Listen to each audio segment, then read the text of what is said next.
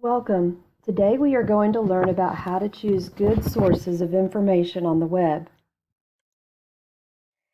The objective of the lesson is to learn strategies to critically evaluate information found on the internet.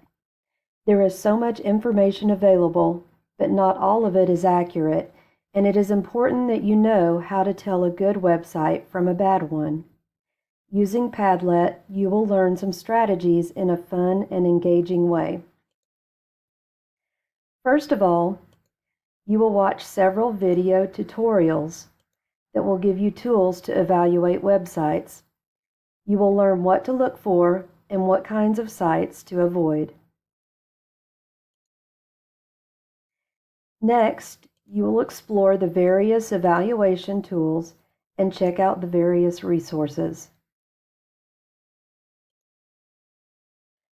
Once you feel confident about your ability to evaluate the information found on the web, you'll be able to test your knowledge with several fun games and quizzes.